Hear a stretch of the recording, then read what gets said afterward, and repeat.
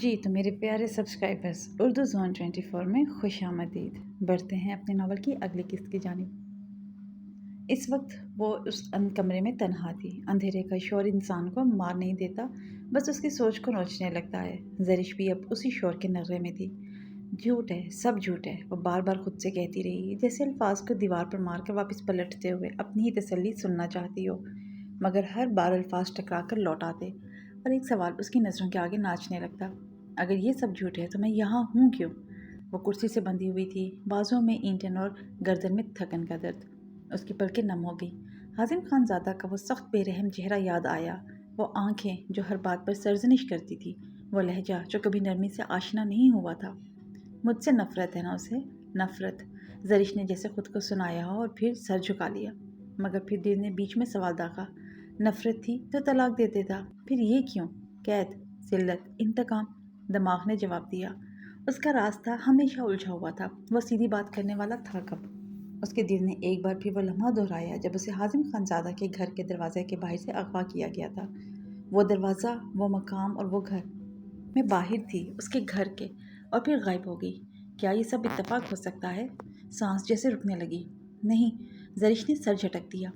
وہ جتنا بھی سخت ہو، دلال نہیں ہو سکتا، عورت بیچنے والا وہ نہیں۔ مگر یہ انکار بھی اب کمزور پڑنے لگا تھا۔ نفرت اور تلخی نے اس کے دل کو بھاری کر دیا تھا۔ شک اب ایک بیج نہیں تناور درخت بننے لگا تھا۔ اسے مجھ سے نفرت ہے، میں نے اسے رد کیا، بار بار اس کے غرور کو توڑا، دل نے اعتراف کیا، اور وہ آدمی جو اپنی انا پر زندگی گزارتا ہے وہ معاف نہیں کرتا، صرف حساب لیتا ہے۔ وہ دھیرے سے آنکھیں موند گئی، آنکھوں میں اب بھی وہی چہرہ تھا، حازم خان زادہ۔ ہاں وہی ہے، اسی نے کروایا یہ سب۔ یہ زرش کے زبان سے نہیں، دل سے نکلا۔ آنسو کی ایک لکیر اس کے رخسار پر بہہ نکلی، مگر کوئی آنسو اس تلخ یقین کو بہا نہیں سکا۔ خود سے لڑتے لڑتے آخرکار زرش نے مان لیا کہ وہ قید میں ہے، اور قید کرنے والا وہی ہے جس سے وہ سب سے زیادہ نفرت کرتی تھی۔ لالٹین کی مدم روشنی میں ریان کا سایہ دیوار پر کسی وحشت زدہ عفریت کی طرح ناچ رہا تھا۔ وہی ریان جو صوفیہ کے اشارے پر زرش خانم کے ذہن میں شکوک و شبہات کے زہر گھول رہا تھا، بار بار اس کمرے میں آ کر اس کی نفسیات پر ظلم کے بادل گرا کر آتا اور چلا جاتا۔ ہر بار وہ زرش سے کھلواڑ کرتا، اس کے کانوں میں حازم خان زادہ کے بارے میں جھوٹے قصے دہراتا، جیسے کوئی ماہرانہ جاسوس جو شکار کی روح میں گھس کر اسے مفلوج کر دے۔ حازم خان زادہ نے تمہارے لیے ایک پیغام بھیجا ہے۔ ریان کمرے میں داخل ہوتے ہی سنجیدگی سے زرش کو دیکھتے ہوئے بولا۔ کیا پیغام ہے؟ زرش نے سرخ آنکھوں سے اسے گھورتے ہوئے پوچھا، لہجہ سخت اور زہر سے لبریز تھا۔ اس نے کہا ہے کہ تم میری باتوں پر یقین کر لو، اور اس نے یہ تصویریں تمہیں دکھانے کے لیے بھیجی ہیں تاکہ تم سچ کو ماننے پر مجبور ہو جاؤ۔ یہ دیکھو۔ ریان نے اپنی جیب سے ایک موبائل نکالا اور اسے زرش کے سامنے رکھ دیا۔ موبائل کی اسکرین پر کچھ تصاویر تھی جن میں کچھ مشکوک لوگ ایک خفیہ کمرے میں لڑکیوں کے ساتھ نظر آ رہے تھے، لیکن وہ تصاویر ایڈٹ کی گئی تھی۔ چہرہ جس پر نظر تھی وہ حازم خان زادہ کا تھا، حالانکہ اصل میں وہ تصاویر ریان کی ہی تھی۔ اس نے کہا ہے کہ اگر یہ تصویریں دیکھنے کے بعد بھی میری ضدی بیوی نہ مانے تو اسے کسی اور طریقے سے مناؤ، اور جانتی ہو وہ دوسرا طریقہ کیا ہے؟ وہی طریقہ جسے اپنانے کو خود حازم خان زادہ نے مجھے کہا ہے، ریان نے تلخ لہجے میں کہا۔ کیا ہے وہ طریقہ؟ زرش نے لرزتے ہوئے آواز میں کپ کپاہٹ لیے ہوئے پوچھا۔ اس نے کہا تھا کہ اگر اس کی بیوی کی ضد نہ ٹوٹے تو اس کی بیوی کے ساتھ ایک رات رنگین کر کے اسے اس کی ڈارک ریالٹی ماننے پر مجبور کر دینا۔ ریان نے خباثت سے کہا اور اپنا چہرہ آہستہ آہستہ زرش کے لبوں کے قریب لے جانے لگا۔ لمحہ بھر کو ایسا لگا جیسے وقت رک گیا ہو، وہ کچھ بھی کر بیٹھتا، مگر عین اسی وقت ریان کا فون زور سے چیخا۔ وہ چونک کر پیچھے ہٹا اور موبائل اسکرین پر نظر ڈالی۔ اسکرین پر صوفیہ کا نام چمک رہا تھا۔ حازم خان زادہ کے اسٹڈی روم کا منظر۔ دیواروں پر طلائی نقش نگار، دبیز قالینوں کی خاموشی اور دیوار گیر بک شیلفوں کے درمیان وسط میں رکھا مہوگنی لکڑی کا شاندار اسٹڈی ٹیبل اس کمرے کی طاقت اور سنجیدگی کی نشانی تھا۔ اسٹڈی روم میں جلتی ہلکی روشنی اور خوشبو بکھیرتا قیمتی عود فضا کو مدھم مگر شاہانہ بنائے ہوئے تھا۔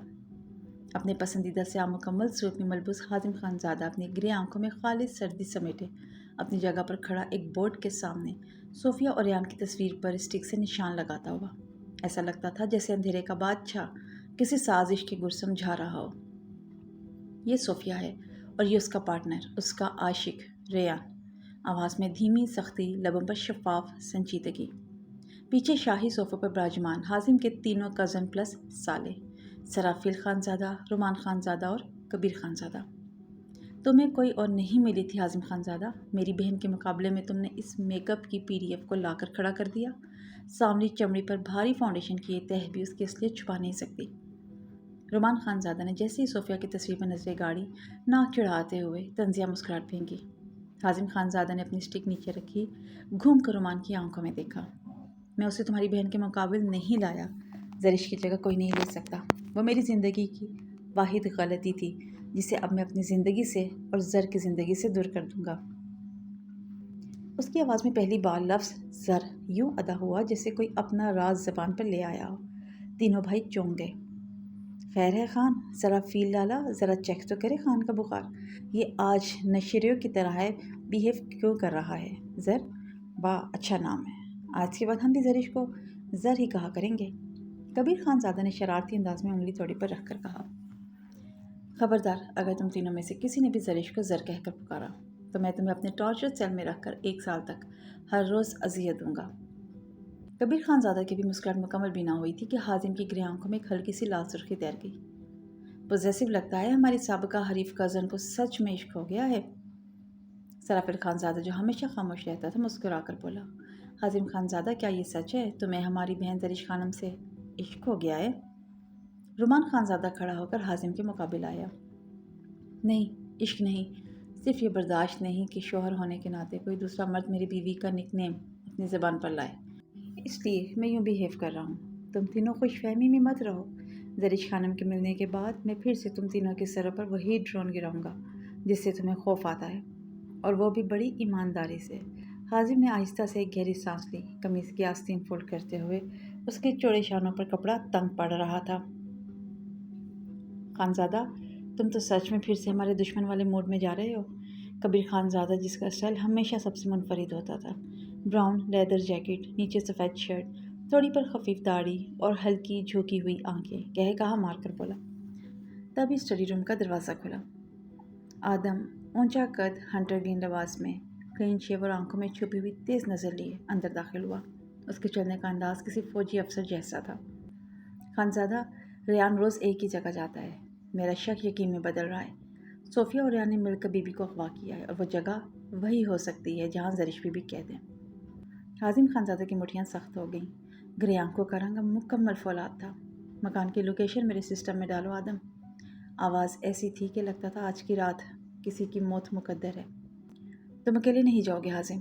پچھلی طرف خاموش بیٹھے تینوں بھائی اچانک بیدار ہوئے۔ سب سے پہلے سرافیل اٹھا، اس کی چال میں فوجی سختی اور آنکھوں میں ایک خالص محافظ جیسا جنون۔ زرش صرف تمہاری بیوی نہیں، ہماری بھی بہن ہے۔ اگر کسی نے اس کی طرف انگلی بھی اٹھائی تو وہ انگلی باقی جسم سے الگ ہوگی۔ کبیر خان زادہ جو کچھ لمحے پہلے تک طنز کر رہا تھا، اب سنجیدگی کی چادر اوڑھے بولا۔ خان، ویسے بھی کافی دن ہو گئے کسی کی پسلیاں توڑے، آج تھوڑا ہڈیوں کا موسیقی سن لیتے ہیں۔ رومان خان زادہ نے اپنی براؤن لیدر جیکٹ کے بٹن کھولے، کندھے جھٹک کر جیسے کسی جنگ کی تیاری کر رہا ہو۔ یہ جنگ تمہاری نہیں ہے۔ آواز میں وہ تھکن تھی جو صرف اندر کے طوفان سے جنم لیتی ہے۔ یہ ذاتی ہے۔ اس نے نظر اٹھا کر اپنے کزن اور بھائیوں کو دیکھا، اور لمحہ بھر کو جیسے دل کی تنہائی میں ہلکی سی دراڑ پڑی ہو۔ مدتوں بعد پہلی بار وہ یوں خاموش ہوا تھا جیسے لفظوں کا بوجھ دل پہ کچھ زیادہ ہو گیا ہو۔ میں نہیں چاہتا تم لوگ اس آگ میں قدم رکھو جو صرف میرے لیے جلائی گئی ہے۔ اس کا لہجہ سادہ تھا، لیکن سادگی کے پردے میں ایک ایسی شدت چھپی تھی جو صرف وہ محسوس کر سکتا تھا جو بے خوف ہو کر بھی اندر سے ٹوٹا ہو۔ یہ میرا درد ہے، تم لوگ میرے اپنے ہو، کوئی قربانی نہیں۔ ایک پل کو رومان، کبیر اور سرافیل خاموشی سے اسے دیکھتے رہے، اور اس لمحے حازم کی وہ آنکھیں بول رہی تھیں جو الفاظ کبھی نہیں کہہ سکے۔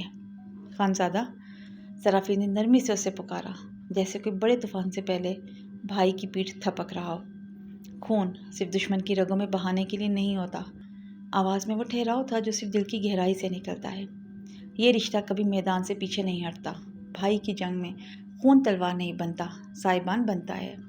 وہ 2 قدم آگے آیا اور نرمی سے حازم کے کندھے پر ہاتھ رکھا، جیسے کہہ رہا ہو، ہم تلواریں نہیں ہزار ہیں، تیرے گرد، تیرے ساتھ۔ اکیلا مت سمجھنا خود کو، ہم تیرے ساتھ ہیں، جیسے بچپن میں ساتھ دیتے تھے آج بھی اسی طرح دیں گے۔ اور حازم کی گرے آنکھوں میں پہلی بار ایک لمحے کو لرزش اتری، جو شاید شکر گزاری کی تھی، یا پھر وہ بوجھ جو تنہا نہیں رہا تھا۔ رومان نے دھیرے سے اپنی بندوق کی سلاٹ چیک کی، جیسے یہ معمولی حرکت بھی کسی وعدے کا اظہار ہو۔ اس کی آنکھوں میں وہی جرت تھی جو طوفانوں کے بیچ بھی روشنی کی کرن بن جاتی ہے۔ زرش ہماری بہن ہے خان، آواز میں پختہ عزم تھا، کوئی شک و شبہ نہیں، بلکہ ایک عہد جو دل سے نکل کر ہونٹوں تک آیا۔ وہاں ہمارا ہونا لازم ہے، نہ کہ صرف تماشائی۔